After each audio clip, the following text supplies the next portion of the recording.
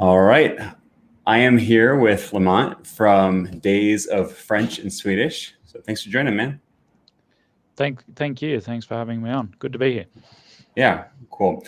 So, I've been watching your videos for a while now, and this is the first time that we've ever actually really communicated Yeah. about anything like this. So we're just going to have a chat here today about a little bit about how we learn languages.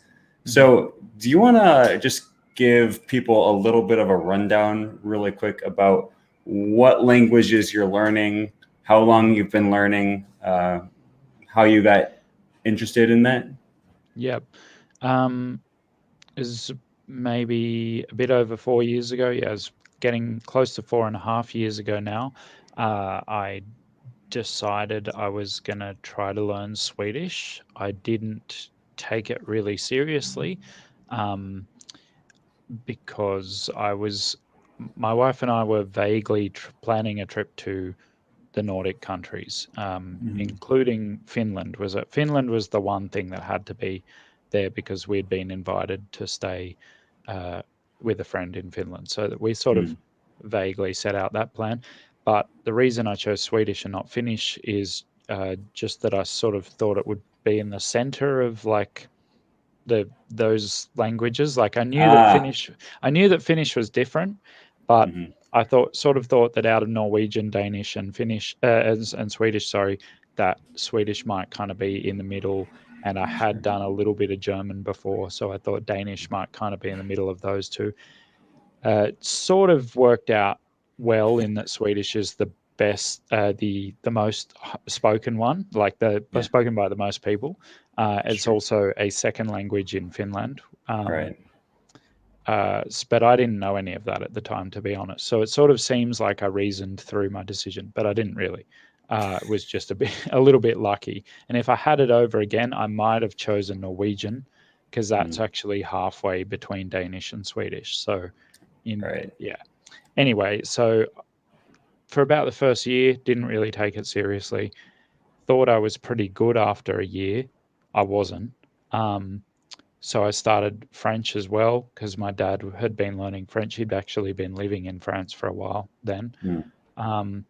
Sort of kept up just. I also got serious at about that point. So I started kind of seriously learning both. And so I'd say I spent a year not really seriously learning and then 2 years seriously learning both at the same time. And then after those 3 years total, I realized that I wasn't really as good as I wanted to be at either of them. So I officially just said, like, French, I'm not dealing with French anymore until I'm at a really high level in Swedish. And so that's what I've been doing for almost a year now. It's coming up to a year since I left French. So I speak Swedish pretty comfortably. I could do something like this in Swedish, but it would be harder, obviously. French, I can understand a lot of French, but I don't speak it very well. So when you say the past year you haven't been doing a whole lot of French, does that mean you've completely stopped doing anything with French at all? Any exposure I've had to French in the past year has been incidental. So if I happen to watch a show in French, or like probably the most French I've outputted myself in the last year would be for like sketches in videos where I had to pretend to be a French speaker. Right. Like that's probably the most seriously I've spoken French is when I had to pretend that I was like a French speaker kind of thing. Yeah.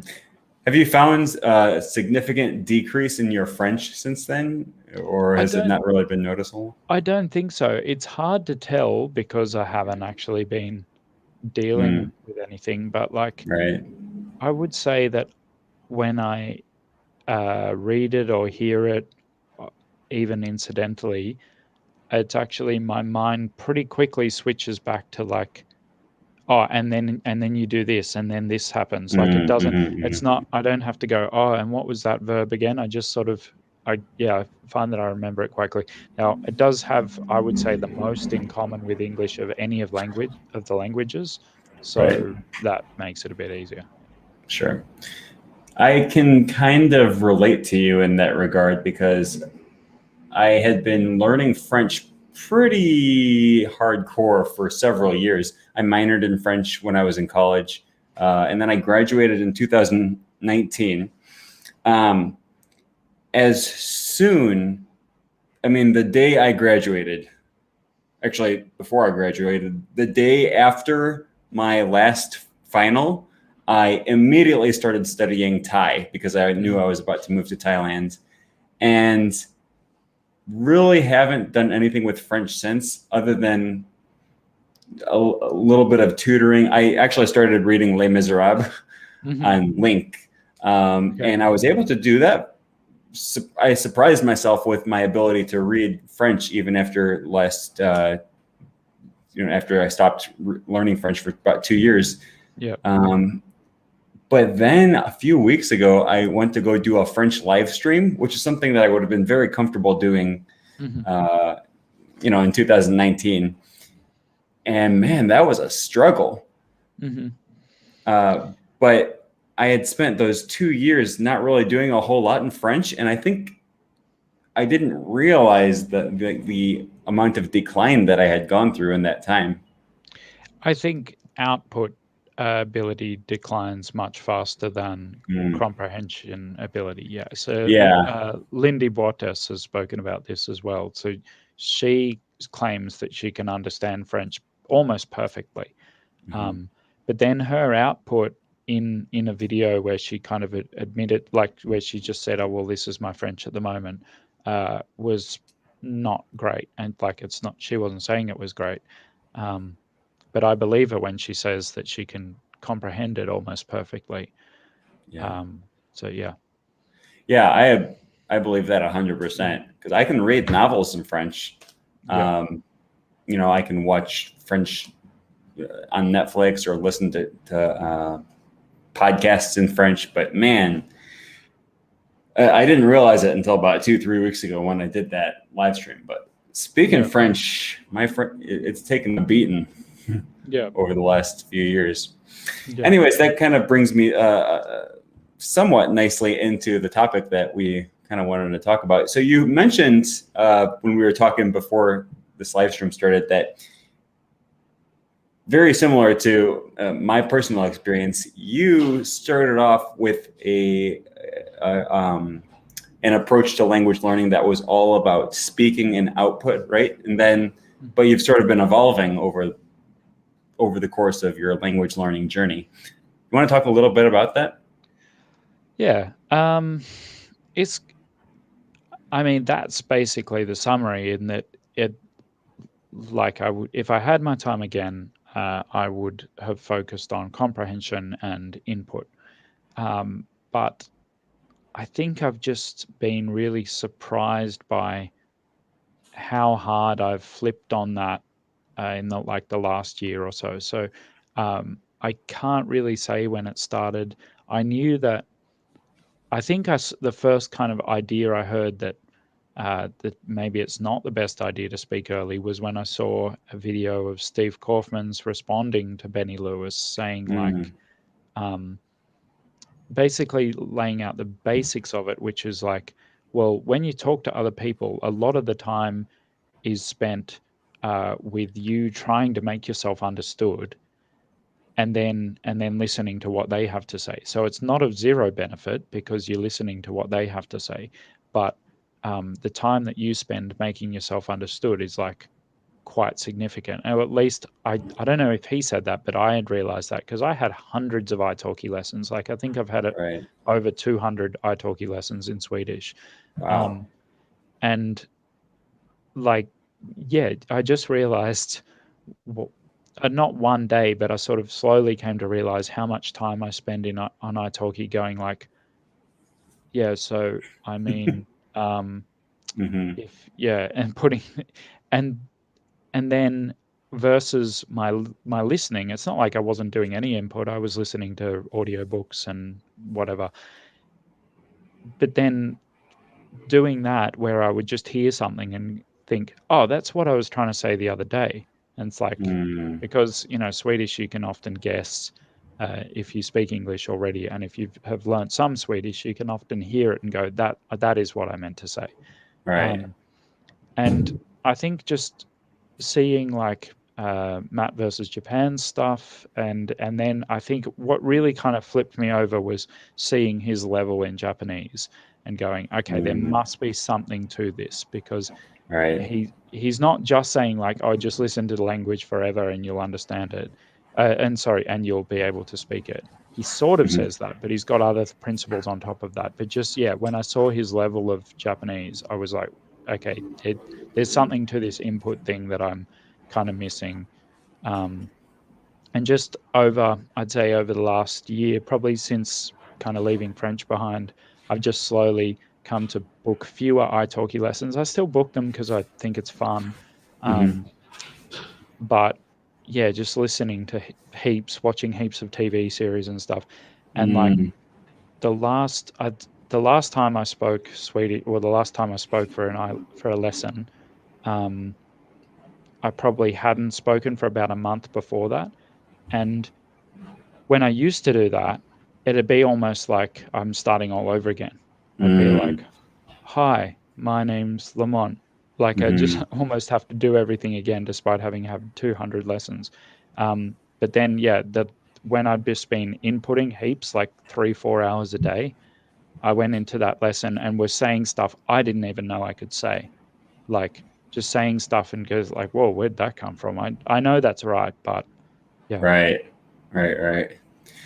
Yeah, that's very interesting. So, did you, when you first started? I mean, Mhm. what did you say, 4.5 years ago, when you didn't Mhm. know any Swedish at all? Mhm. Was that your original strategy? Was to start using italki I was from day on one? I was on Duolingo for like 6 weeks, Mm-hmm. and I was reading Benny Lewis's book Fluent in 3 Months, Mm-hmm.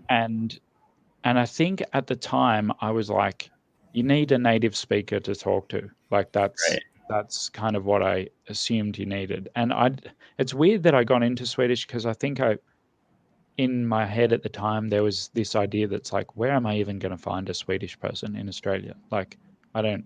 So I had this idea that if I can just find a native speaker to talk to regularly, I'll be fine.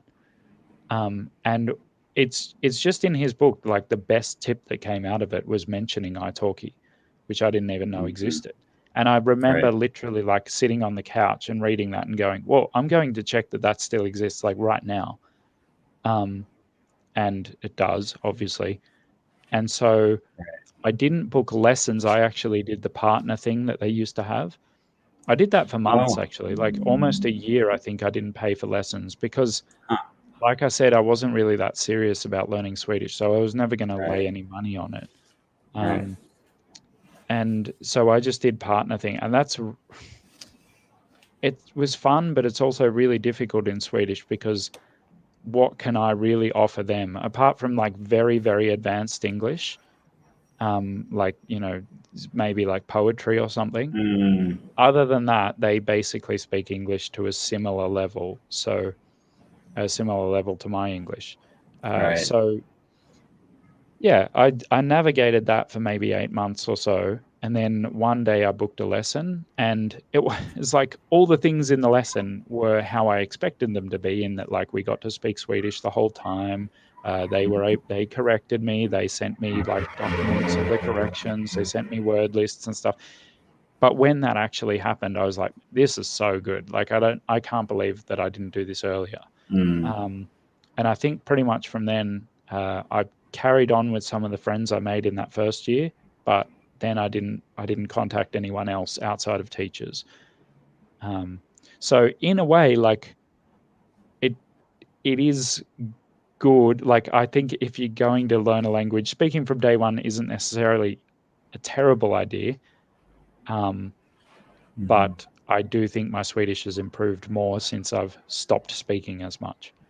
Yeah. Yeah. Yeah. I also read Benny Lewis's book. It's funny that apparently Benny Lewis is just everyone's introduction into this speak from day one philosophy.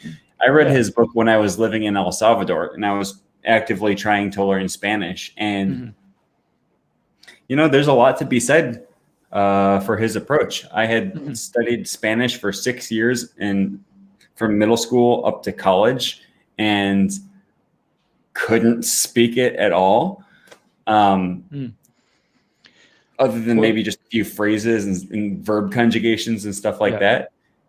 And then I got to El Salvador and I made a conscious effort to speak Spanish every opportunity I had. I just spoke to everyone I could and I avoided English.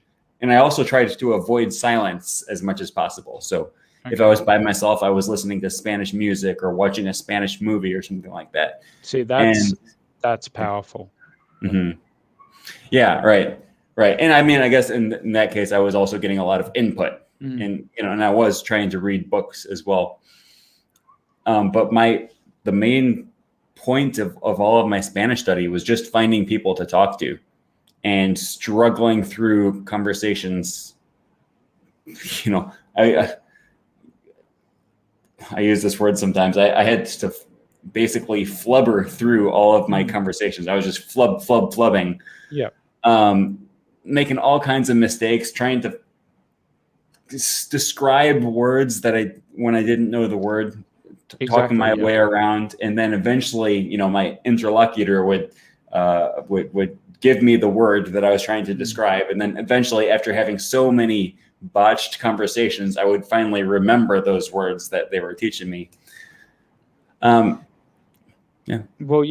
that's the thing. I think, especially for languages that have something in common with English, it's a very fast approach to like B1, maybe B2, depending on how we actually define those levels. But it's definitely a good way to make it sound, not even make it sound, because it's not as if it's fake. Like when I speak French, for example, I do think in French. Like I don't have to think in English and then translate into French.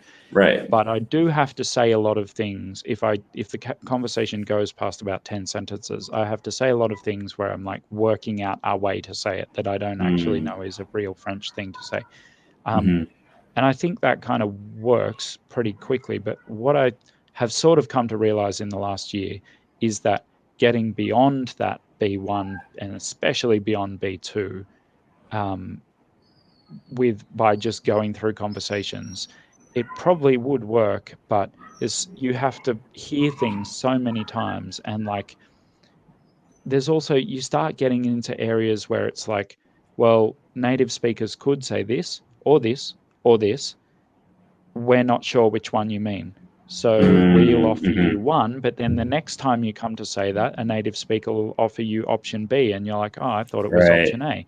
Whereas if you just get a lot of input from sources that you know are right, because they're in audiobooks or books or TV shows or whatever, you will come to associate the meanings with those things. But it does require a lot of input, and that's, I guess, the downside of the input approach, is that it's like it's a long time, but it's like, in the end, the result is, I'm going to say, what's the word, like unequivocally better, like definitely better. Yeah. I have sort of come to view these two different schools of thought as sort of the Benny Lewis school of thought and the Steve Kaufman school of thought. Yeah. And I don't really, that's not a very good way of thinking about it, but that's just the way I've sort of envisioned it in my mind. And realistically, they both have benefits, I think. And absolutely, I came to realize, though, fairly early on, that the two different methods that they use, I've talked to both of them in the past and have just kind of seen how they're both like very much right about what they're saying. And they don't necessarily even disagree with each other insofar as they're aiming at slightly different goals. And it may seem like they're going for the same goal because they're both trying to learn a language. Yes. But what Benny Lewis is trying to do is okay, his book and his website are called Fluent in 3 Months, right? Everyone knows that his definition of fluent is probably not what most of us would think of it as. His goal is to move to a new country and just be able to survive, have friends, get a few good memories with locals in that country. Exactly. And yourself, without stressing about grammar and textbooks and things like that. Yeah. Whereas Steve Kaufman is in it for more of the long haul.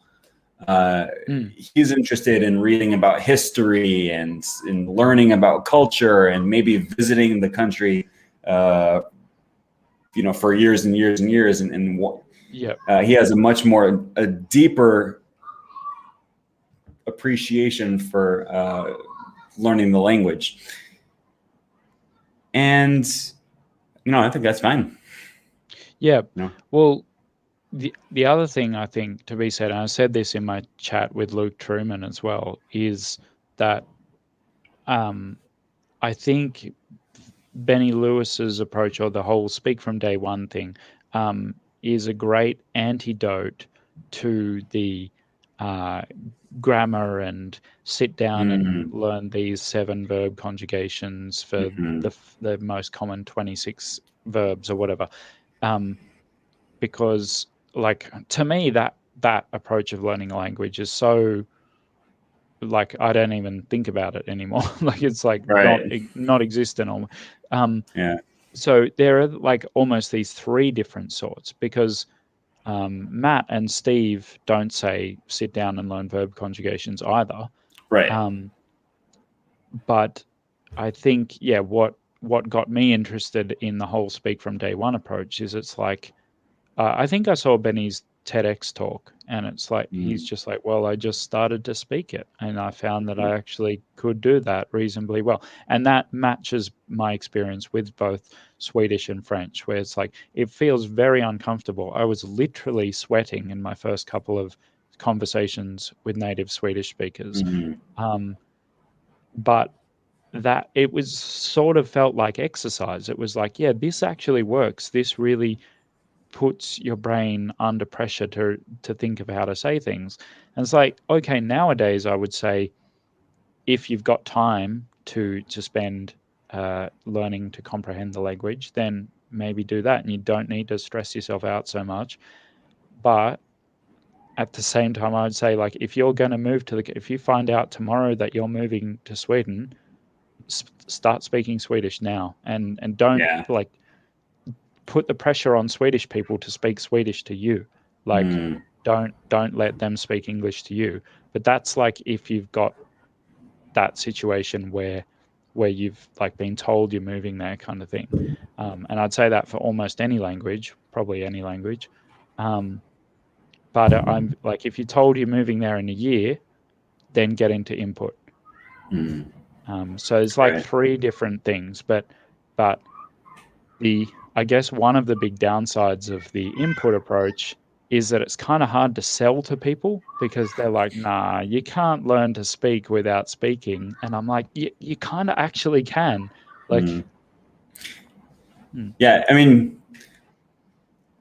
you're never going to have that pronunciation, and you won't be able to manipulate your tongue and your mouth and your throat and all, and all the, you need to get that muscle memory. And you do, but I would say that trying to speak from day one, there are so many things to worry about. Like, you've got to worry about like just general personal interaction as well. Like, when I speak English for my work, I have to worry about like how I'm showing to the person, like how are they perceiving me and stuff.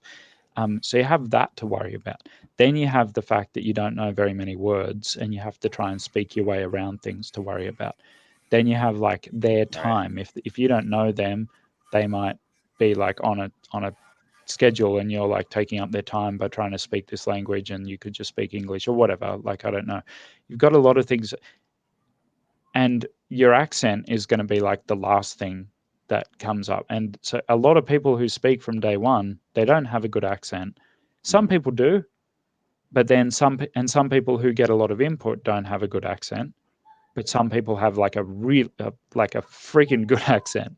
Right. So it really depends. Like, I know this Venezuelan girl who lived in the States for 8 years or something, and now she's been here for 7 years in Australia, and she's got a really thick, like Latin American accent or Venezuelan accent, and makes a lot of grammar errors and things. It's like she's just been speaking English for the last 15 years of her life, but her English isn't very good.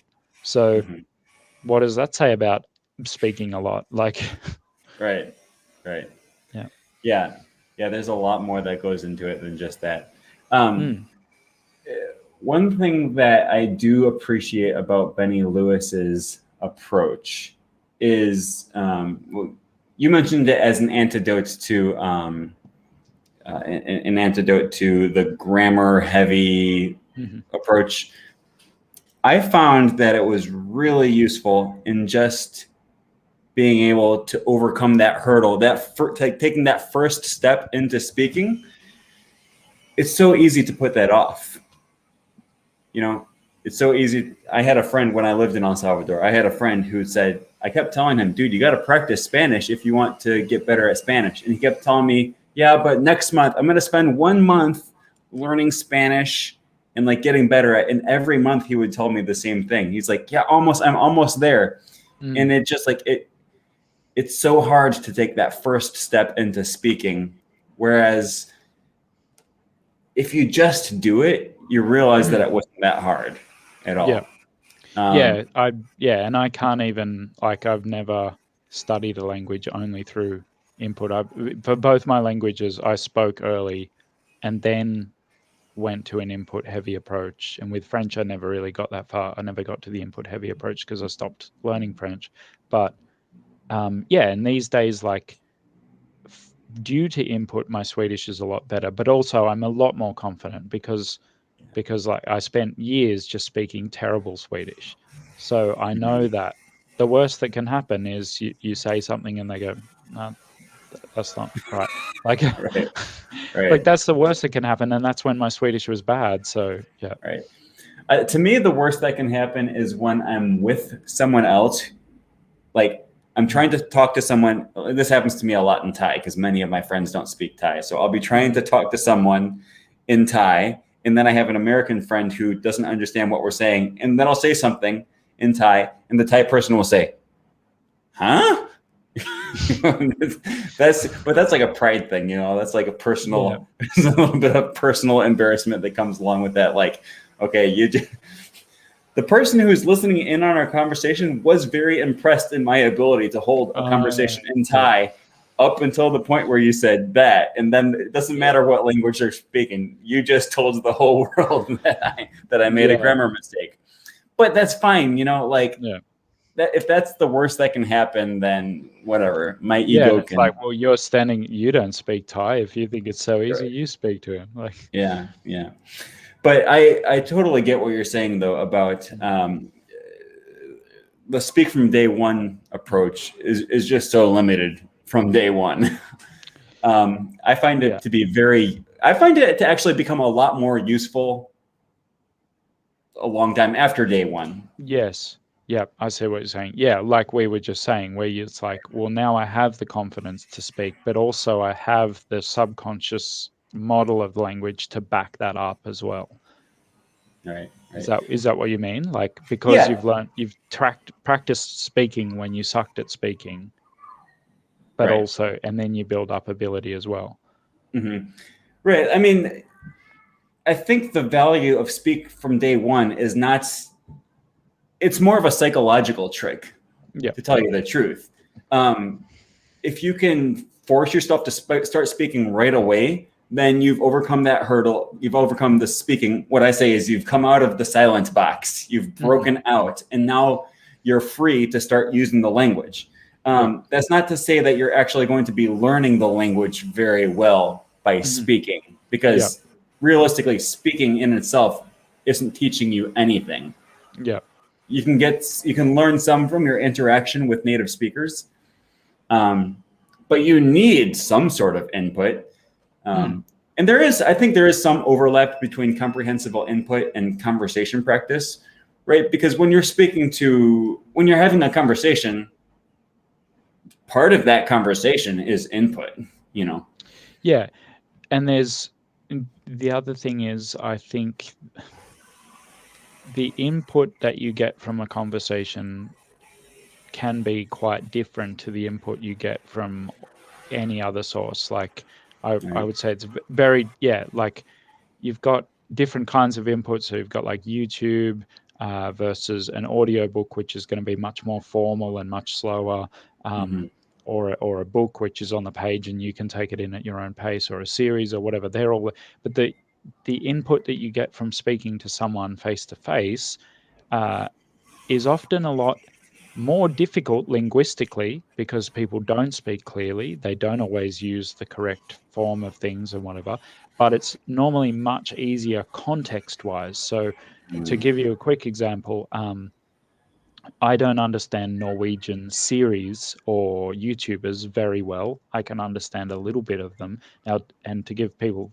who don't know context, Swedes understand Norwegians almost perfectly, because their languages are that similar. So it's like when those two people talk, it'll be in Swedish Norwegian, not in English. But I don't understand Norwegian that well. However, when I speak to Norwegians, I understand them fine, because there's a very given context to that conversation that's very easy to pick things out. So they generally say like, "Oh, where are you from?" And I say Australia, and they're like, "But you speak Swedish." Right? And it's like almost the same. I could almost do it with earbuds in, because like I know what they're going to say. And it's like at that time I can understand them, but it's when I'm watching series about like wars in Afghanistan and stuff that are happening in Norwegian, that's like, because that's a real series. That's why I'm giving it's that like example. then I'm like, I honestly then go like, I can't believe Swedes can understand this, because I don't really pick this up at all. So there's a different kind of input. So when I speak to Swedish people, I almost never drop even a single word, like because even if I did, it's so obvious to figure out what they're talking about. Whereas on YouTube, I might drop quite a lot of words, but also on YouTube, you have pictures. They're like, today we're doing this, we're going on snowmobiles or whatever. And it's like, I don't know the word for snowmobile, but there it is on the screen. So it's pretty obvious. So it's a different thing. It's harder in one way, easier in another. And so I think conversation can be useful input as well. Yeah, I agree. I've had that same experience all the time. If you're in a conversation with someone, you're talking to that person about something, right? I mean, it's not like you open a book and then you're looking at just a whole bunch of words and you're starting from scratch trying to understand what it's about. Yeah. You approach to that person to talk about whatever you're going to talk about, or they approached you and they're probably pointing and they're using hand signals and facial expressions. And the other really nice thing about having a conversation is when they say something that I don't understand, I'm just going to say, huh? And there's this sort of, I think it's sort of an internal pride thing, once again, of not wanting to admit that I didn't understand what they're saying, especially when they're talking so fast and they're just assuming you understand everything. And then you're like, whoa, sorry to disappoint you. Sorry to break your expectations of my really good language skills. I didn't understand. You're going to have to say that all over again. Yeah. I find that one's almost gets worse as you get better too, because you have the odd conversation when you get good where you understand literally everything. And like sometimes it can even go for like a whole italki lesson, for example. Like different for you because you're living in Thailand, but a lot of my conversations will be on something like italki. There'll be like a whole conversation where I didn't miss anything, but then so the next conversation where I'm like, hang on, what are you talking about? And yeah, you get that pride thing of like, oh, you didn't just not understand something, did you? That's hopeless. But I've found that I can I've had to combat that and go like, no, it's okay to not understand things because it's Skype and stuff. Like sometimes you don't understand things in English, so Hmm. just ask, like just go like, sorry, are you saying this? And they're like, no, no, no, no, no. I'm saying, right, I get you now. So yeah, it can. There's a big ego to be battled in the language learning thing, Yeah. the Yeah. world. Yeah. And that's constant. I remember when I started doing my YouTube channel, I was like, I have to, like, if I'm going to be a YouTuber and like encouraging, because I started my YouTube channel to encourage my students. I'm a private tutor and I was trying to like give advice to my students. And I was like, if I'm giving this advice to people, I have to exemplify it and I have to be really good at it. But to tell you the truth, it's still a battle for me. Oh yeah. Yeah. I want to be perceived as good at speaking Thai, Yeah. and it's kind of a blow to the ego when I'm speaking Thai and then my person I'm talking to says, "Huh?" Yeah. And I'm constantly having to keep that in check. Yeah. Yeah. I know what you mean. So, there's definitely benefits and drawbacks to speaking early on and getting lots of input. But I think very much to your point, I actually watched a video that you made about reading and how you learn lots of vocabulary, right? Mm-hmm. You can expose yourself to so many more words in a language if you'll just sit down with a book and read for an hour. I just can't, unless if you like marry someone who speaks the language and you speak it with them all day long. Yeah. You can't get that kind of exposure in conversations with people. Like you can't hire an italki tutor to talk to you all day long, but you can read books, you can watch YouTube, you can watch Netflix, you can listen to music. You can fill pretty much your whole day with whatever language you're learning. Even if I'm tempted to reach over there and grab a book, but I won't. I think people will get what I'm saying anyway. Even if you did marry someone who spoke the language natively and spoke to them all day, they're not going to use words like uninterrupted or something. That's not a great word. That's just the one that came to my head. There's so many abstract and physical concepts in any language. So even actually not just abstract nouns or adjectives like unblemished or something like that. Unblemished is an example of an adjective that can be used both physically and sort of abstractly. And sort of there's metaphorically. just metaphorically, and then all these physical nouns. So I've been watching kids shows with my son in Swedish because he's really young, so I speak to him in Swedish full time, but also my Swedish isn't native, so we watch kids shows in Swedish to help up his exposure, and I'm trying to make any screen time he gets ever to be in Swedish so that he associates fun, easy things with Swedish. Sure. But the Swedish word for slippery dip I think Americans would call it a slide. Yeah. Okay. Sorry. That was lost on me for a second. Yeah. So that's a kind of a good example where the British, Australian, and Americans all use a different word for that because I think British people would say slippery dip. I think sometimes in Australia we say slippery slide. Sometimes we say slippery dip. Anyway, the Swedish for that is not at all guessable. In any, you could show a very high level Swedish student that word, and if they'd never seen it before, they would not be able to guess what it was. And it's this is in a little kids show, and I've gotten exposure to that word. So right. When's your spouse going to use that? If your spouse is a native speaker and you, or maybe when you have kids, but there's so many words. I would say in the books I read in Swedish, I'm seeing 200 at least words per book that I have no idea about. Mm-hmm. And it's like that's at a pretty high level where I can comprehend the novel quite easily. Right. So yeah, like you said, so much exposure to the language and less common parts of the language that are still, I would argue, still useful to have. Yeah, I agree. Like I said, I was reading Les Miserables in French, and I don't remember. So I'm reading through it on Link, and I think on Link I have like maybe 15,000 known words in French, which in my view, Link, their metric for measuring words isn't great because, in French, there's so many different conjugations of words. Yeah.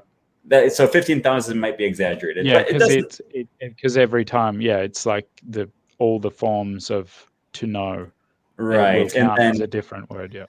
Right, and then it's going to have enfant and l'enfant, right, or like yes. Autre and d'autres are counted as separate words. Yeah. But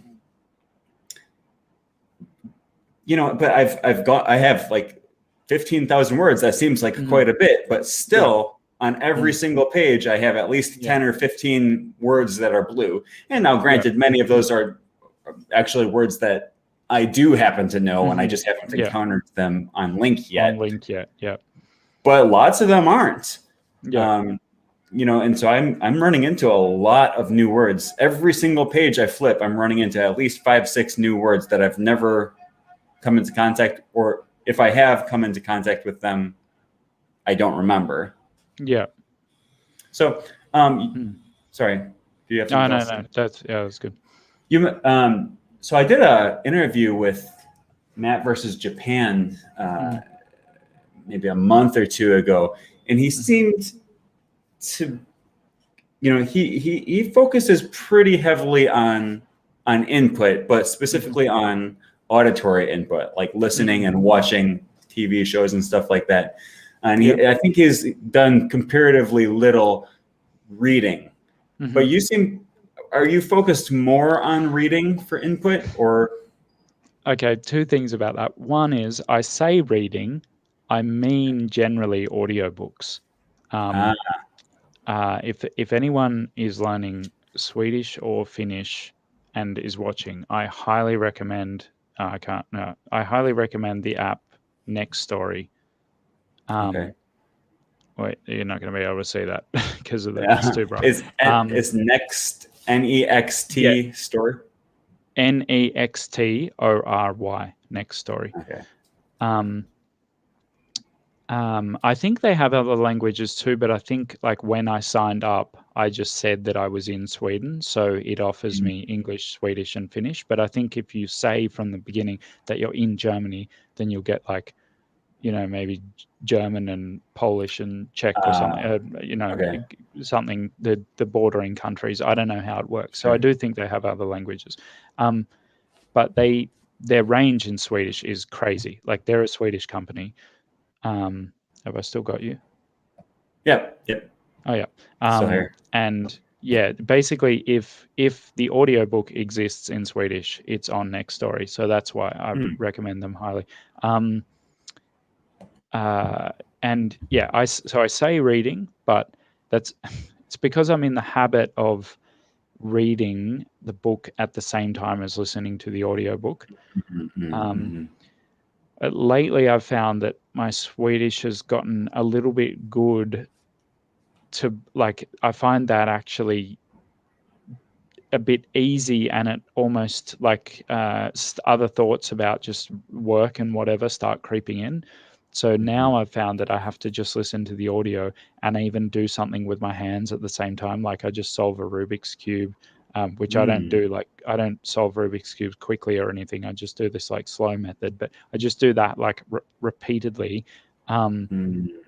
Because otherwise, like if I put it down and just try and sit and listen to the book, I just find that I'm going, oh yeah, and I need to fix that, and I haven't talked to him about that yet, and whatever, and I'm not listening to the book. Whereas if I'm doing something with my hands or going for a walk, then I listen to the book. But that's what I say reading, but I mean taking in books, but it is often audio. Although apparently it counts as kind of the same. I think there's a focus advantage, as in it's easier to stay reading, that is listening, for a long time than it is if you're just reading a book. But I don't think there's really a linguistic advantage, as in I don't think it's, for my Swedish, easier to listen to the book than it is to read the book. In fact, I'd almost say the opposite, because you've got to process it faster. Right. So I say reading, but some people might consider that cheating. Matt's thing, he's coming at it from like he would call it language agnostic. So he's saying like it's equally valid for all languages, but at the same time, his experience is learning Asian languages, where actual reading is going to be a lot harder. Yeah. Like, I mean, it's the languages are harder anyway, but then reading kanji is going to be like way more difficult. So maybe that's why he's. I don't know. Yeah, that actually makes quite a bit of sense. But I think in terms of building up your subconscious model of the language, so making sure that the depths of your brain understand that, like, when I want this meaning to describe the thing I'm looking at, the words just go blip, blip, blip, blip, blip, blip, and all fall in order and come out my mouth. I think reading is also valid for that, but I can't really make a great comparison because I do a heap of listening. But certainly for listening, I've just in the last couple of months, I've found my Swedish subconscious ability to just go like, I want to say this, and boom, there it is, has just massively increased since I've just been listening a lot. You just see that the way certain phrases are formed, and if you can up your exposure a lot, then you'll just run into these phrase structures so much and certain vocabulary words, and it just becomes so natural. Do you do much listening to music in your language? I did in French because I came across a French-Belgian singer who I was just blown away by. And so I went on this kind of mission to find all the good French music I could. And then I did a video about that. But with Swedish, I have never really gone out of my way. I found a few Swedish artists, but they're like, I found them long ago before I really understood what they were singing about. I'm going to have to say no. A bit of background, I don't often like to blend music with other things, even if it's language learning, where they're quite like almost a similar kind of field. Because I really, really, really like music. Like I did music at uni. I did like extra courses and stuff. So I did it for 5 years at university. So I love music. So generally when I listen to music, I do it for the sake of listening to music. And I don't actually care what language it's in. Like, I listen to a lot of music where I have no idea what they're singing about. Right. Yeah, that's interesting. I almost always try to find artists that I like in the language that I'm learning, just because it's so easy for me to put on a playlist and just I don't have to be listening, I can just be enjoying the music. I don't have to feel like I'm really pushing myself to study, but as I listen to it over and over and over, I start to learn the words, and I might not even know what all the words mean, but I know what they say. And then if I run into one of those words later, or if I happen to look it up sometime, now that it's like that word is lodged deeper in my brain than it would have been if I had just looked it up. Yeah. But the really beautiful thing for me is as I listen to phrases, I could listen to 20 different phrases in a language that has the noun first and then the adjective after. So the cat black, right? And then I hear a whole bunch of different of those phrases, and I never even had to learn noun goes first, the adjective goes second. And this is a very simple example, right? Like Yeah. this would probably be a phrase structure that people learn very early on, but Yeah. it works for more complex examples too, with, Yes. direct object pronouns and, Yeah. and possessive pronouns and things like that. Mm. I hear them use these phrases so often, and if you listen to a bunch of music, you're gonna get a bunch of those phrases. And because I listen to songs on repeat, I memorize the phrase. And then when I'm in conversation, I think, all right, I don't have to consciously think through this stuff, but like it feels so right for me to say cat black rather than black cat, even though my conscious mind might tell me, well, why would you say cat black? Shouldn't it be black cat? Mm. No, Yeah, but these phrases are embedded deep within me, and they can just come out with a whole lot more ease. Yeah. I do find what you're saying about like knowing the words to the song without even really knowing what they mean, because that was like the only Swedish music that I know well I discovered probably when I started, and some of them I had almost memorized to the point that I could sing along with them well before I understood the meanings. And there was even one where today I heard them say that phrase, which is like, what was it we said? I heard that in an audiobook, but it happened the way they said it in the audiobook just sort of took the same timing as the song that I know it from. And it's like, this is like basic Swedish that I would know now anyway, but they just happened to say it in the same time. And my head went straight to that song, and I was like, vad var det vi sa? And I was like, and it just made me think of, like I totally get what you mean. So I do recommend listening to music if you need that kind of that input that like that you don't have to kind of work for too much, or that is enjoyable. Right. Yeah, it's like like Matt would say, like there's input that's not going to be enjoyable because you've got nothing else, like a book. But when you've got a movie, you might enjoy the movie anyway. And right. So music would be like the ultimate of that, where it's like you're going to enjoy it anyway. Because I listen to music that's in Icelandic. I don't understand Icelandic, but I enjoy that music so much. But just you can't only do that, obviously, because they don't speak very natural language in music. Yeah, you have to be very wary. The example I give a lot is, oh man, what's the name of this song? I think it's by Rod Stewart or something like this. And he says, you laughed at all my jokes, my love, you didn't need to coax. And I don't know, for some reason, I think of that song. It's like, that's so bad.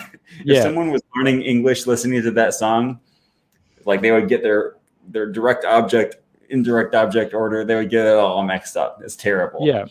Yeah.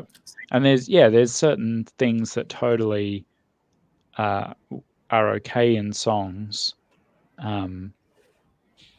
Like heaps of structures where it would almost sound weird if they used the correct structure. So there's, is it originally by them? Yeah. So there's a Rage Against the Machine song that's There Be No Shelter Here, which is I guess what's that what's the name of the like African American dialect? African American Vernacular English. Yeah. AAVE. So it's like, so I guess it's probably right in that dialect. But if you were trying to learn like standard English, then it's There Is No Shelter Here. But that would sound so bad in that song. Like, there is no shelter here. It just sounds so much cooler to say there be no shelter here. Right. So it's like, well, that sounds very, as opposed to like a vernacular or like a dialect of English, that sounds very like archaic to me. Like, yes. It sounds like almost like an old English type way of saying it. But yeah. So anyways, you have to be careful when you're listening to music, because I would say actually the big advantage of music is if you're a multi-language studier, or you want to you might not want to get to C1, C2 in all the languages you study, and you might just want to do a bit of everything. It's a good way of separating them for sure, because music can take me to a memory like that. Like, Yeah. if I ever learn German again, I know the music I'm listening to because Right. I had certain music with me when I went to Germany in 2002. It's basically my only major overseas trip ever. And that music just is German to me. So I would, yeah. So I have that for French. I have that for German. Strangely, I don't have that for Swedish, but then Hmm. doesn't really matter because my Swedish is good enough that I don't need that. But Yeah. And it's amazing how your language skills can start to decay as time goes on. But you learn the words to a song and you don't hear that song for 6 years, I can still sing it word for word. You know, Yep. I can still sing the theme song for Arthur, and Mm. I haven't watched that show since I was 8. You know, There's a I don't know, like I don't know if I want to mention him because sometimes he's considered a controversial figure. Um, there's there's a PewDiePie video ah, where he goes back and uh, watches stuff he watched as a kid, mhm. um, and like he hasn't even spoken Swedish what's the word, regularly for like 12, 15 years or something, because Really? Wow. he moved to England like years ago, and I think Oh, the I only didn't know time he that. speaks yeah, he moved to England in 2014, so it hasn't been that long. But Okay. he's said, I don't know how true this is, but he has said at other times that his Swedish is kind of dropping off a bit. Huh. Interesting. But yeah, then I'm not sure. I don't know if that's true because he's also said that he tried a really difficult book, a Nietzsche book, and Hmm. he's like, I couldn't really understand it. I probably would have been better off in Swedish because he was trying to read it in English. Uh, So who knows? But yeah, he watched all these shows that he watched as a kid, and he still knew all the words. Like he was like singing along the theme songs for these shows, and it's like mhm. in a language that he hasn't even spoken for like Right. regularly for 10 years kind of thing. Yeah. Yeah. There's something about music that implants those phrases into my brain. I remember it was another one of those things where I didn't even, I had just started learning French. So Mm-hmm. I really couldn't understand almost anything unless I looked up every word of a song, which I didn't do. And so I learned certain phrases. I was listening to a Zaz song. I don't know if you've ever heard of her. And one of the things, she has this song called Je veux. And one of the things she keeps repeating over and over and over is je n'en veux pas. And I'm listening to this and I'm like, okay, I understand je ne veux pas, but I don't understand what that en is in there for. Yeah. Je n'en veux pas. Like, what is that? It doesn't seem to make sense. I don't want, I don't want in, like, I don't get it. And then later on, like for over a year, I probably had listened to that song. And then I just happened to be in a French class one time, and the professor started going over French pronouns, and she talked about how sometimes en can be a pronoun in French. And then I was like, all of a sudden it makes sense. And like, but the beauty of that French lesson was all of my other classmates probably had to sit there and study that French grammar, and like the homework was difficult, and they're like, oh, which one is it? Is it en? Is it e? You know,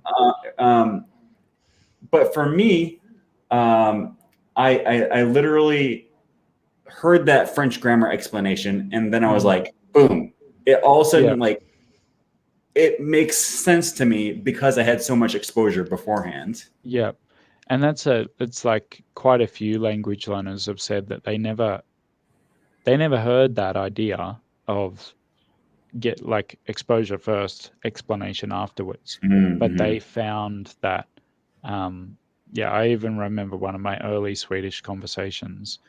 Like it was in Swedish, so I wouldn't have understood that much of what the guy was saying. But he was basically saying like, I think it's good to read and talk, and then you go and look something up and go, Oh, yeah, I see. Like it does do that. And yeah, I have similar things in Swedish. Like it's not a hard language, but they do have this Yeah. weird system of conjugating adjectives or matching adjectives with the gender of the noun. Mm, But then there are exceptions where it takes on a plural adjective type even when it's not. hmm. Um, and I remember being corrected by someone that's like, oh, no, it's not mit nit job, it's mit nia job. And I was like, Mm, that makes no sense because nia is plural. yeah. And I'm saying job, which is not plural. And then, like, I didn't get the explanation for it, but I just got like lots of, and I still haven't got an explanation for it. So it's not the best example here, but like if I ever do read an explanation of why that happens, I'll be like, oh, okay, well, I don't need that now, but yeah, okay. Right. Um, Well, and the yeah, important thing is that you could produce it correctly and you would yeah. understand it correctly if you came into it Oh, naturally. yeah. And it is weird. Like I don't even think about it anymore, Mm, but I do. I I pity anyone trying to learn any Germanic language's grammar through through reading about it mm, because it's just there's so many. It's like, oh, there's this rule, and then there's an exception to that rule, and then there's an exception to this exception, and then right. there's like a couple more except layers of exceptions. It's like the inception of exceptions kind of thing, and it's like um whereas like I've just had so much input now that I just say mitt nya jobb, der stora Mm, huset, all these things that like to anyone who's just started in Swedish, they're going, but why wouldn't it be this? I'm like, I don't know why it's not like that, but it's not. Um, right. hmm, Yeah, that's great when you can develop a sense of it like that. yeah. I remember when I was in high school, my Spanish teacher started teaching us the subjunctive mood.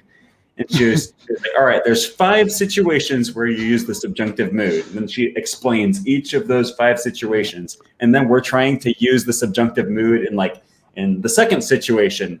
And she's like, no, well, I see how you think that was situation Mm, number 2, but that actually requires the indicative mood. And mhm, there's a technicality within this one that means you don't use the subjunctive. mhm. And like you just can't remember that many rules. You No, certainly can't run through that all in your mind when you're trying to hold the conversation. no, and it's But not. Mm. And even if you could, that's actually not what that's not the process of speaking. So right. like that was the big revelation to me with like the subconscious model of the language thing. I think it takes quite a while to really get what that's about because it when I first heard of this difference between learning a language and acquiring a language, I was like, you've just given a different name to the same thing. Like that's clearly you're just using a different word for learning. Um, but then one day I kind of went, oh, you mean like to the point that you haven't actually consciously memorized anything, but for some reason okay, I get it. And I think it almost takes like doing that to an Mm, extent to get what it is. But it's like, yeah, if and when I go back to French, I'm not learning the subjunctive. I will, as in, like, yeah. I won't deliberately go out and learn it. I will wait until I see it and then go, okay, it was used there, noted, and just keep doing that until I'm then noting it subconsciously. And then hopefully when I come to reproduce it, I'll be able to go like, yep, I feel like the subjunctive is required here. Right. Yeah, Yeah. exactly. That's Mm. 100% it. Yeah. And, that comes with being in a lot of situations where they use the Mm. subjunctive. And then there's going to be a lot of situations where you hear someone use the subjunctive and you're like, I don't know why they used it there, but I'm going to Hmm. make a note of that. Yeah. Yeah. And then after a while, it just feels so natural. Yeah. The other one in French I remember always getting wrong was and I had a teacher who was like quite friendly, but always like whenever I used it, she'd be like, "It's the other one." Um, oh, yeah, like yeah, something verb, like the little a with a flick on top of Yeah. it. Yeah. Yeah, like à parler or de parler. Like it's Oh, like so you like je veux parler, but yeah, like améliorer à parler or améliorer de parler. Like yeah. I always get it wrong. And then Yeah. Yeah. because I was always trying to learn it and like apply a bunch of if filters, like, oh, if you're saying this, then it's and if you're saying this, then it's de, but then it goes through another 6 filters before you Mm, actually have to say anything. Because I right. was never doing it by a massive input approach. Right. If and part of it is building, you know, sort of subconsciously building certain chunks, right? Like Mhm. à parler just means something in French, and de parler means something, Yeah, right? Where you don't have to consider them. You don't have to consider the meaning of de and all of the different routes that de can go after you say the word de. yeah, You know, yeah, you just build mental representations yeah. of And you, units. yeah, I like picking it up in English too. Like, I like seeing things where it looks like someone has misconjugated. Oh, yeah, like I saw this Swedish guy, this Swedish YouTuber who speaks Swedish in his videos, say like, um, what this company seems to do is translate things to poor English. And he showed a picture of it that said YouTube are introducing a new rule in which blah blah blah blah blah, and he was like, and he had R underlined, as if that was poor English, and I was like, well, YouTube is considered a group of people, so it is actually kind of okay to say YouTube are introducing a rule, but he was thinking it must be YouTube is introducing a rule. Right. Technically, he might be correct, but no native English speaker has a problem with YouTube R or Google R or, like Sweden are thinking of doing this, because it's like, That yeah, that's interesting to me. To me that would seem like a mistake if you said YouTube, Sweden R or YouTube R. Yeah, I think it's Sweden are thinking of building a wall between them and Denmark. yeah. You, To you me don't that think you don't to think me that that sounds sounds like weird? a mistake. Of Okay. course, now I'm a descriptivist linguist, so I wouldn't tell someone else that their dialect is wrong. But in my dialect, you couldn't say that. In my dialect. I think it sounds weird when you stop after Sweden are. If you go Mhm. Sweden are, it's like, whoa, hang on. But then you go, considering doing this, I'm like, Sweden, a collection of people. To me, that sounds okay. Mm. And actually, it sounds more natural. Um, and Really? Huh. yeah, but so at least the writers of this thing, they said YouTube are, and that sounds Yeah. natural to me. Both sound right.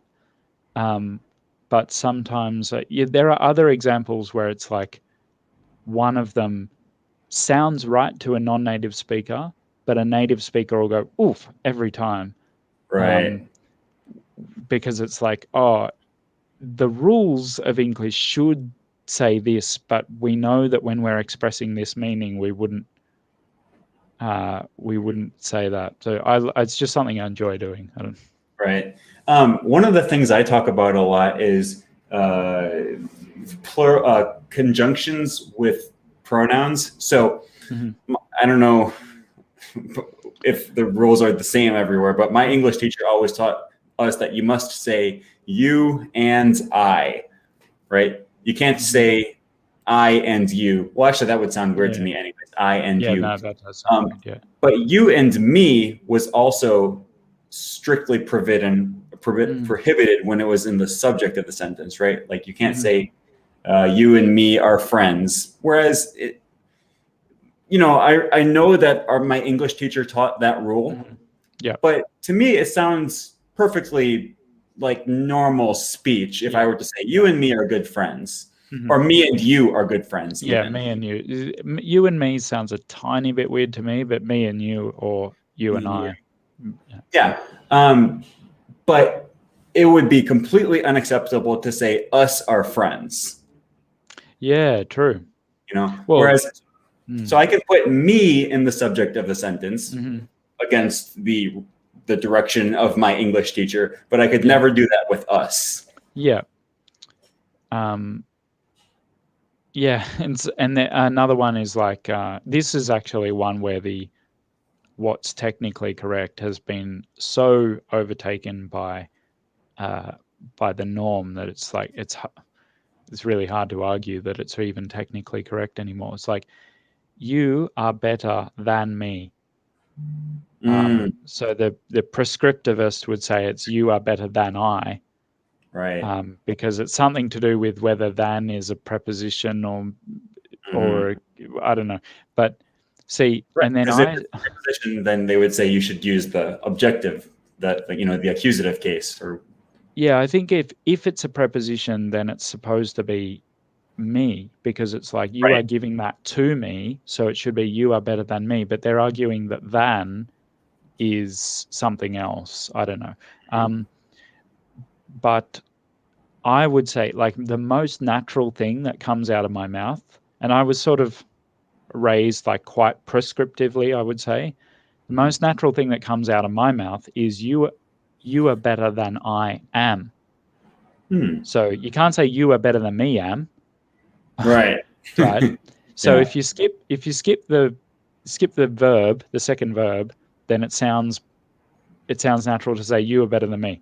But if you have you are better than I, it sounds a little bit old school, bit highbrow. But if you say you are better than I am, it sounds perfectly normal. You are better than I am at speaking Thai. So that's the most natural thing that comes out of my mouth, and that's how I always solve that little altercation. I'm like, you just have to add the verb. Right. Yeah, that's funny. You're better than I am. Yeah, that's interesting. There's some kind of illusion there, because it should be like you are better than. If you take the phrase I am, it should be like I am something. So it's like you're dropping something there. I don't know. I would have to go through this with my syntax professor. Well, no, because you run faster than I run.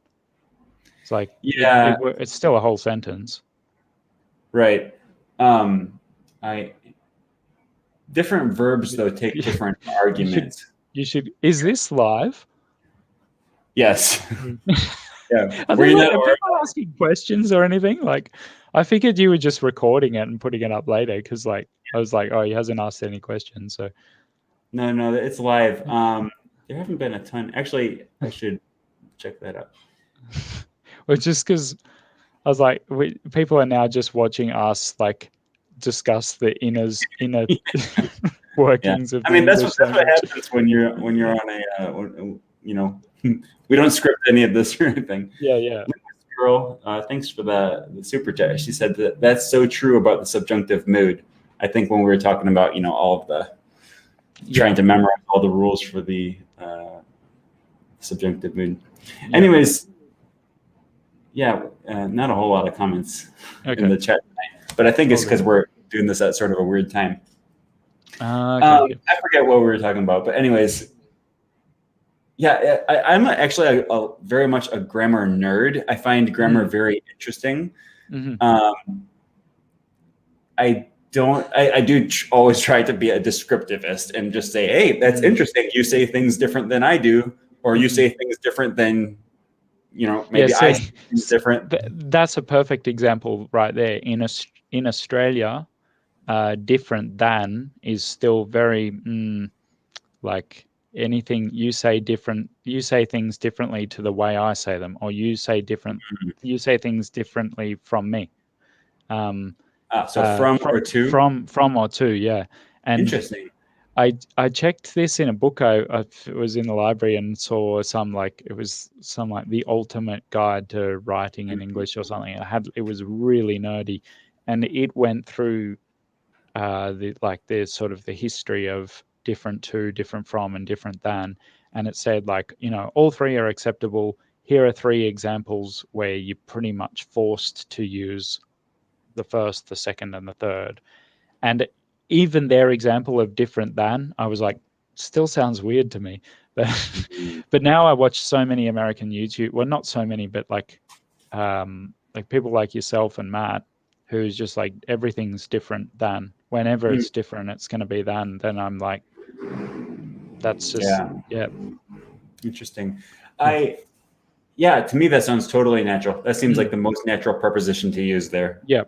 I've picked that up for most Americans, I've found. And when I actually these days when I hear I should say someone from the USA. I know that you and that I forget her name, another language tuber. You had this discussion about saying Americans, meaning people from the US. It doesn't. I think that very much depends on the country that someone is from, because I have a lot of Canadian friends who say I am American. Yeah. And they have no problem saying Aaron is American, I am Canadian, right? Yeah. Like, even though they live in North America. Yeah. I have some Argentinian friends who said, they say, like, don't call yourself American. Well, okay, this would be in Spanish. They would say, don't call yourself American, call yourself estadounidense. In Spanish, there's a word for like United States, United States person. Yep. United States citizen, I guess. Yeah. So it doesn't matter to me. It doesn't matter to a lot of people. It's only to certain people from certain. Yeah. So I don't mean to rule anyone out. Like, obviously, like, Mexicans, they're American. Canadians, they're American. Right. But people from the USA. So now when I hear someone from the States say different to, I'm like, whoa, like, where'd that come from? They're using our one. I don't know how it is in Britain. I think they've sort of half. That actually sounds. Not only does it sound like not the natural thing, that sounds bad to me. Not bad in a prescriptive way, but like it just doesn't sound. If I heard a non-native speaker say that and they were trying to learn English, I'd be like, no. I guess now that I know, I wouldn't say this, but previously I would have been like, no, English speakers don't say different to. We say different from or different than. Yeah, you would have to, like, these days I'm much more careful with what dialect or what country the person's going for. So I teach a Mexican guy at the moment, and I'm very aware that he's trying to learn American English. So so different than, I've gotten used to it now, but maybe 3 years ago when I started feeling like I was hearing it everywhere, I was like, it hurts my brain. So I'm exactly the same, except for the other way. I watched this YouTuber named JJ McCullough, and he is Canadian, and there's a stereotype about the way that Canadians pronounce the word about. And I find that this stereotype is typically exaggerated. But I swear, when JJ McCullough pronounces the word about, he says a boot. Like, it's as Canadian of a stereotype as you could. And at first, I started watching his videos, and I was like, he's got to be doing that to exaggerate on purpose. But it's every single time he says the word. That's just how he pronounces the word, because you can't fake it and pronounce the word that way every single time without missing it. And it's like crazy to me because he lives in British Columbia, which isn't terribly far from where I live, but it's just such a strong difference. It is hard. Like, getting back to something that's more relevant to this conversation, it is hard. Like, you can't be completely a descriptivist. Like, you can't just say, like, yep, if that's the way you want to say it, because it's like, if one person says it that way and everyone else says it the other way, then that one person's wrong. Like, someone pulled me up in a video for saying analogous. No, analogous. Analogous is how it's supposed to be pronounced. I thought it was analogous because I thought it was like an analogy. And I've obviously I had never heard the word pronounced. I'd only read it. And so to me, it made sense that it was analogous. Now I think analogous sounds more natural because I've heard it and I've gone, oh yeah, okay. But it's like, I was the only one doing that. I was wrong. You can't, if you've got like the whole country of Australia is saying analogous, everyone else is saying analogous, it's like, well, that's just the Australian dialect. But if it's one person, it's wrong. Like, Right. so yeah, everyone's got to find the line somewhere, especially language learners. And it's like, Sure.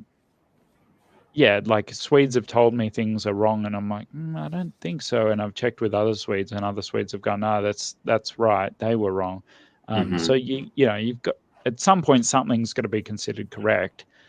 But at the same time, you don't want to be going around going like, oh, different than, that's totally wrong, and different to, that's wrong. Like, Right. And especially for language learners, if I'm helping, I teach English. And if I have a student who says something that could be considered correct in British English or Australian English, right, I'm just going to let that slide. I know what you're talking about if you say, if they say a prawn instead of a shrimp. Yeah. Right. Or if they say football instead of, if they say soccer instead of football. Right. Yeah. Like these are well-known differences. Yeah. But I'm going to correct them if they say something that's just wrong.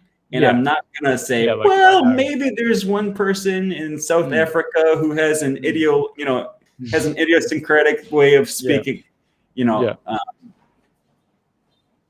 know. You have to draw the line somewhere. Yeah. And it's handy. I find it really handy to know the different, like it's pretty easy. British English and Australian English, generally Australian English is, we consider what the British consider correct, we consider correct, even if that changes. So like that's changed in the last 230 years, but we still go like, yeah, like we're going to follow them.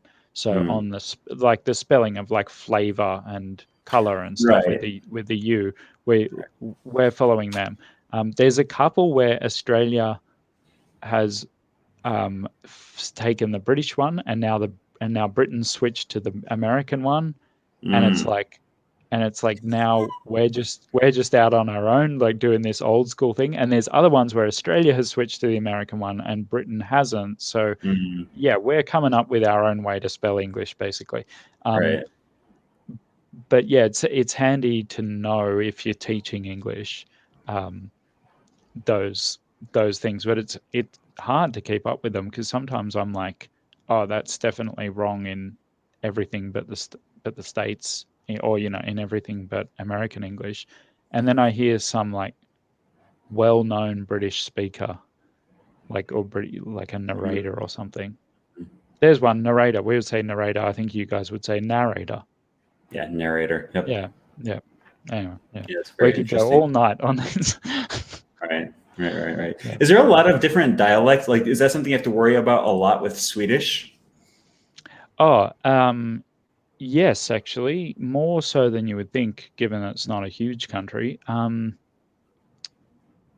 I'm sort of in the process of choosing my accent at the moment. So obviously there's a bit, the Swedish word dialect generally means accent. They don't actually mean dialect when they say that, or at least they don't know what it means. So they probably mean accent. Right. I don't know heaps about like dialects, about things you can say. I know that there are a couple of towns or, small cities where they're like, oh, that's a thing we say here. But that's like so specific that like I don't even know those for Australia. But certainly accents are very different. I don't have trouble understanding most of them, but yeah, for beginners, they're quite different. So I'm sort of thinking about adopting a Gothenburg accent. So Gothenburg's on the west coast, nearer to Norway, and it's kind of hard to describe it, and I can't really do it yet. But they have this it's different rhythm to the way they speak, and yeah, there's quite a famous YouTuber named Emil Hansus who is from way up north, like almost as far north as you can get, So his things are like, it's broader. It's hard to do without actually speaking Swedish, but it's like his mouth is a bit more open, I would say. But he also, anything north of about Uppsala, so that's like less than halfway up, they're known for saying the SJ sound, which is used a lot in Swedish. The South would say as like, so the word seven is hu. But in the North, they say what we would call an SH, so shu. But weirdly, you would think that's easier, right? Like you would think most English, a lot of English speakers said they cannot pronounce the SJ sound. They can't do it. So you'd think it'd be easier to adopt a Northern accent and go around saying shh all the time. The thing is, our shh is, at least the Australian one, and I think the American one, is very different from their shh. So I find it much easier to do the Southern one, even though it sounds less familiar initially. I've found when I try to imitate Emil Hansius and his shoo, like say shwoo, shwoo for saying the word seven, very difficult. So yeah, there are different. Yeah, like all languages, there are a lot of accents and. Right. Yeah. And I've always heard about this dialect continuum between Sweden and like Norway and maybe Denmark. Are you able to understand Danish at all? You mentioned that it's very hard to understand Norwegian sometimes. Sometimes it's hard to. I think I'll have to go back to Norwegian because my Swedish has improved a lot in the last 8 months since I switched to just straight Swedish and have gone more input. The last time I tried to watch something in Norwegian, I actually thought it was Swedish and I messed up. Like I was watching the wrong thing. And for like a couple of sentences, I was like, that's an odd accent that character has. And then I was like, oh, that's Norwegian. But it was not until they said like a certain word, it was about maybe 5 lines in that they said a certain word. And I was like, that's not a Swedish word. Oh, I've accidentally hit the Norwegian. So it was a cartoon and I actually had the dubbing on. So I can understand Norwegian better than I thought I could. Danish, I've been rewatching something lately that has some Danish in it. And more than I once could. Like once upon a time, I genuinely was like, I don't even know how Swedes understand this. And they make a joke. Like a lot of them, you will meet Swedes who are like, no idea. Like, might as well be Turkish. But then you'll meet others who are like, yeah, it's like I can understand it. It's pretty similar. So the closest, I would almost say that imagine that England and France had always had the attitude that they should understand one another. And from there, the colonization that England did still happened. Imagine our attitude to French then, which would be like, yeah, like you can understand it, which we know you actually kind of can.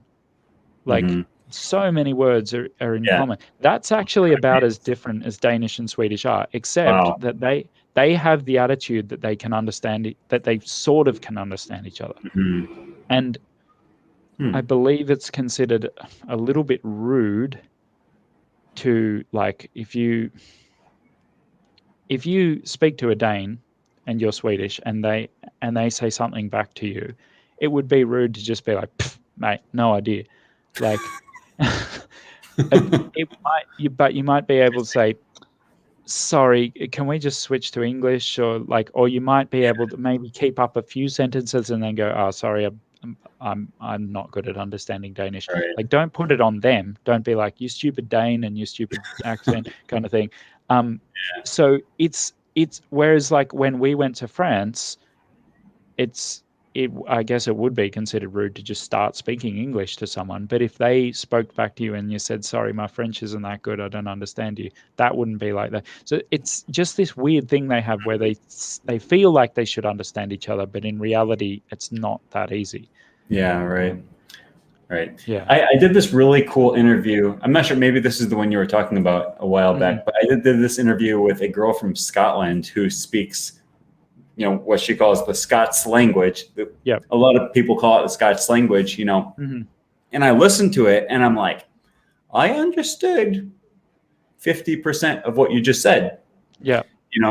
I understood a lot of the words. I understood like generally what you were talking about, but there was definitely some words in there that were not English as I recognize it. Yeah. Yeah. I've actually got a Scots dictionary that's not a joke. Like it's actually a dictionary of the Scots language. So yeah, I don't know what parts count as Scots and what parts count as just like Scottish English. But I know that they have a lot of words from the Nordic languages. So like bairn is child. And if you've studied any of the Nordic languages except for Finnish, you would go, oh yeah, of course, that's from barn. So from all four, Icelandic, Norwegian, Danish, Swedish, it's all barn, which is child. And then in Scottish, it's become bairn. And if you watch Scottish shows, like some of them will have that, like they still say that, like I've got a wee bairn with me, little child with me. But that's probably not considered. That phrase that I just said wouldn't be Scots. That would be Scottish English. So but yeah, it's probably less different than that, Danish and Swedish. You can understand it when you're reading it. I can understand Danish writing mostly, but I would have trouble understanding a novel. Yeah. Like instructions for something I might be okay with. Yeah. It's probably similar to Spanish and Portuguese, where I can go to Wikipedia and read a whole article in Portuguese and understand it. But if I were to watch a movie in Portuguese, I'd be like, sorry. Yeah.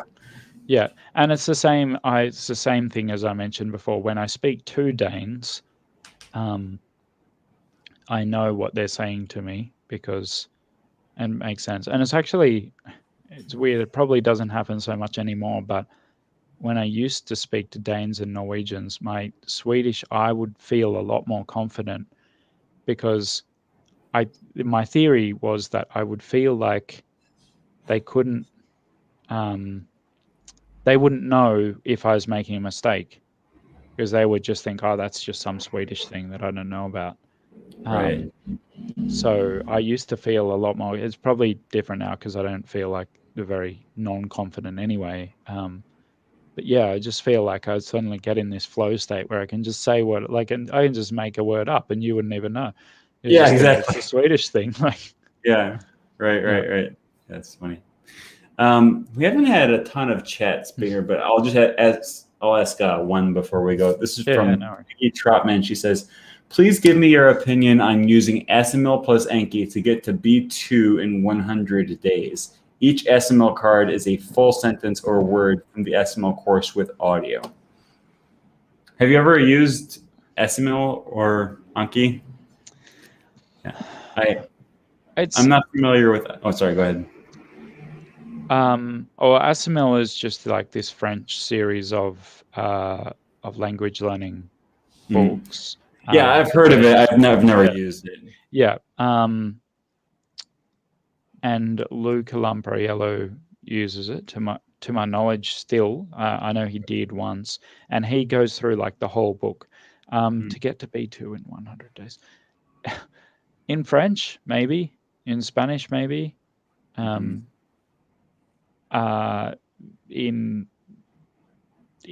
anything like Russian or something, no way. It's like I even think you could get to B2 in 100 days, but not just using SML. Like you would have to use something heftier than that. It really it doesn't matter what you use. you're going to have to have a similar amount of exposure. Like, I guess the advantage of ASML is that it's graded and everything's put in a context for you. Like, everything's given, this is what this word means, and here's a sentence that shows how it is used. But it's not going to be like, you're not just going to shortcut your way, Right. just because it's like, if there's things that would be expected for a B2 speaker to know, then what was I going to say? And it's not included in that, then it's not included in that. And also, 100 days isn't that long in terms of your practice of speaking. It's going to depend a lot on how well you pick things up. Like, even with Anki, like, if you don't have a great memory, then you're going to need to do heaps of reps, and then you're going to be spending all your time doing reps. Right. I don't think it can't be done. I'm just not really I'm not a big fan of the rhetoric of going like, that's what I want to do. Like, like, why not just say, just finish the ASML book in however long it takes you, and but also get exposure to the language. I guess people like the idea of that, like, 100-day challenge kind of thing. Yeah. Like, it sounds like a good number and whatever, but you get exposure to the language, work out what it means as you build up your comprehension. You'll get to B2, no worries. Just, Yeah. I don't know if you'll be able to do it in 100 days. Right. 100 days is really fast, no matter what language you're learning. Yeah. Maybe if you're learning Esperanto, you could do that, but it's Spanish or anything, Yeah, and it really depends what we call B2, because it's like, definitely, I believe in French, you could definitely get to where you could read quite well, and maybe even read almost at a C1 level. In that, like, if you're getting a lot of exposure, if that's all you have to do, and you can do like 6 hours a day, you could probably read at a C1 level. But it's going to be hard to. You're not going to be able to output at that level. You're not going to be able to connect your words and say, like, what was that one you were saying? J'en veux plus, or oh yeah, exactly. No, I've changed that. I've made that. I want more of it, but like, j'en veux plus, or non, non, monsieur, je sais pas. You're not going to be able to, like, connect like that for longer than I just did. In, like, we're doing now, in 100 days, just because you had a lot of exposure. You may be able to do that, but that would be because you're talented and you've done a lot of mimicking or something. But the conversation we're having now, the competence that we're bringing to it is C2 English, but the actual words we're using are not really far beyond B2. Right. So, and it's like, I don't. Yeah, I do. It depends what you call B2 is another thing. If you want to be able to speak at B2, I don't think 100 days is really long enough at all in any language. Yeah. 100 days is such a short amount of time, especially if you want to take a vacation during that time. Then you're just, then you're losing 7 days or something, right? Mm-hmm. And like that's such a short amount of time. You can measure it in days rather than amongst months or weeks. And what is your goal for reaching B2 that quickly? Maybe if you have some big test that needs to be taken, or like if you're moving to a country in 100 days or something, then I understand. But if your goal is to learn Spanish, then learn Spanish, Yeah. I like two things about it. I like that if it's something you believe you can keep your motivation up for, then by all means. Like, if you don't think, if 6 hours a day doesn't sound fun to you, except that it's like, imagine if I could get to B2 in 100 days, and because of that you're able to do 6 hours a day, then totally. It's like it's like a diet program or a diet and exercise program where it's like, I can't do that for the rest of my life. It's like, no, but can you do it for 3 weeks? And we guarantee that you'll lose 4 kilos or whatever. It's like, nothing should do that. But that kind of thing where it's like, if it keeps your motivation up, then sure. I also like that it is measured in days, because then you'll feel every day that you miss. Like I did one a couple of years ago that didn't really work, but I did 47 days that I tried to just like really take my Swedish up. I did all the wrong things, so it didn't work, but I did the time because I was like, I think I was trying to do 150 hours in 47 days. So I was like, that's a bit over 3 hours a day. You miss a day and that's a big hit. Like you're going to have to do a lot more. Yeah. So I like doing that rather than saying a month and a half, because a month and a half feels like a long time. You're like, oh, I've got ages. 100 days sounds shorter to me than 3 months and 10 days. So I kind of like that. But yeah, like I said, if you do pass a B2 exam, I think it's going to be fake unless you did a crap ton of the language. Like, but yeah, and these levels that people trying to get too quickly, they're almost always unrealistic. I know a girl who has moved to Sweden and is she's essentially got to pass a certain level before she can work there in the profession that she's in.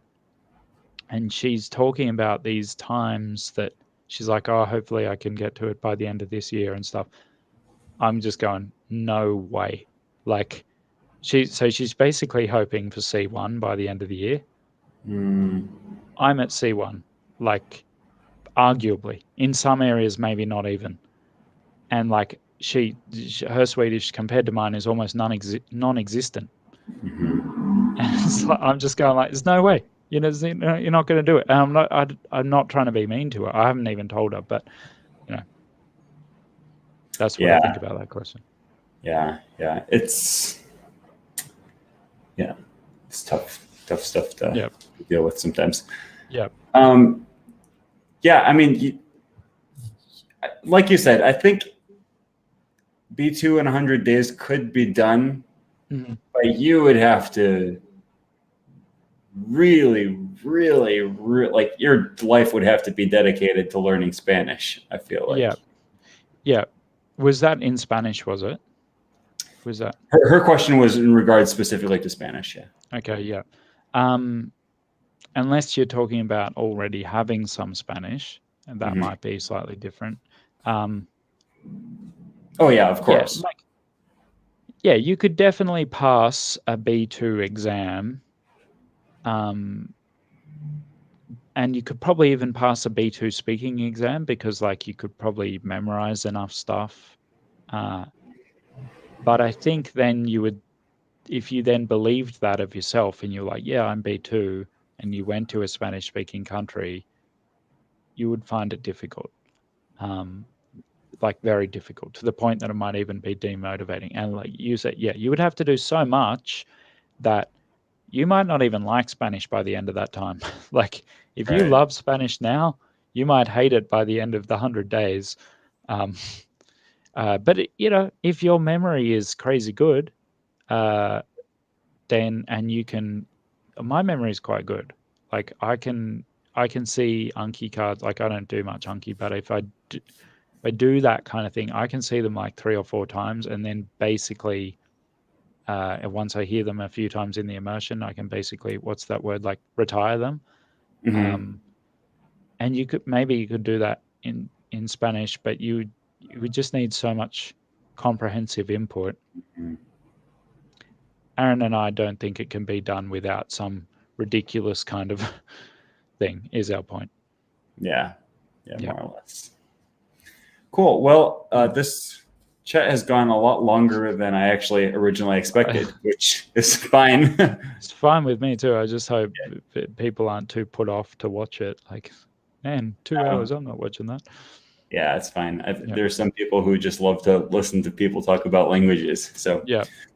All right, I think I am going to end it here. Yeah. And so thanks so much for coming on. And thanks for having me, Aaron. It was cool. It was good to finally talk to you. And yeah, we've kind of chatted a little bit in the, in the past, but it's nice to meet you finally.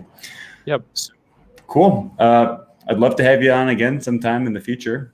Sure. Yep. All right. I'll talk to you later. Thanks, mate. See ya.